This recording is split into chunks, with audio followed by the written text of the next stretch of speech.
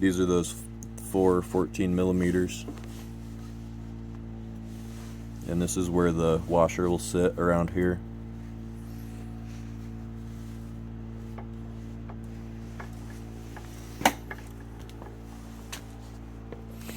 On this side you'll have the large washer and the small one.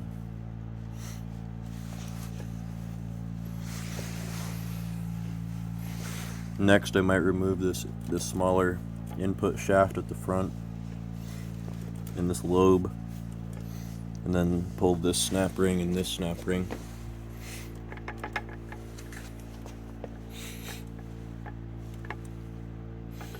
Not quite sure how to get the gears off at this point.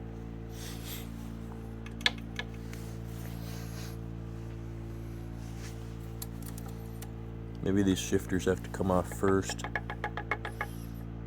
I'll have to look into the green book. Overdrive unit can be removed. There's 8 11 mil nuts that hold this to the housing. You don't need to take these off before you take the overdrive unit off. You don't need to drain it either, although it does hold quite a bit of fluid, so maybe it does help to drain it first from this little pan at the bottom, which is also 11 mils.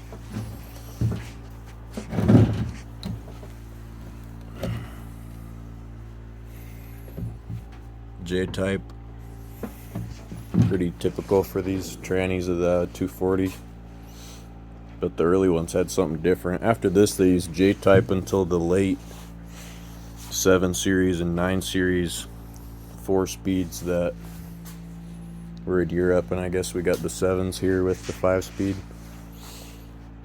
I don't know how this is different from the M47 or the M45, but there's all different books for those. And so when you take this pan off, you got to take this pan off to be able to take the shifter linkage apart. When you're pulling all that off the other side, there's a ball bearing and a spring that you got to watch out for that control the kind of the pop of the shifter in and out of neutral, reverse, first, the 3 gates, you know, these 3 chamfers. So it'll come off of this side, and the shift plate, which is over here, has a spring. These are the guides for the gears, which is pretty cool. And what you do is it'll be fixed and tied in. The spring will be hooked onto that hole, and it'll be set on those pins like that, which these may fall out too. Just be careful, these washers, if you're doing it upside down, which I don't know how you would, but good for you. Anyway, that'll be all set up in there, and you can kind of tip it back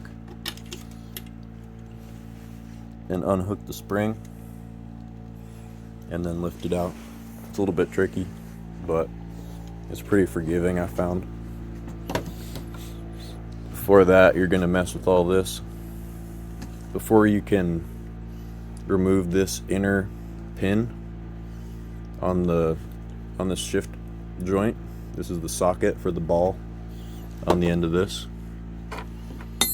This pin you can pull out easily, but in order to separate this from the shifter to get the housing off, this will hold the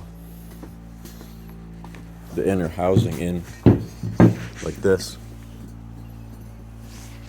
You won't be able to get it out. So it'll be like that.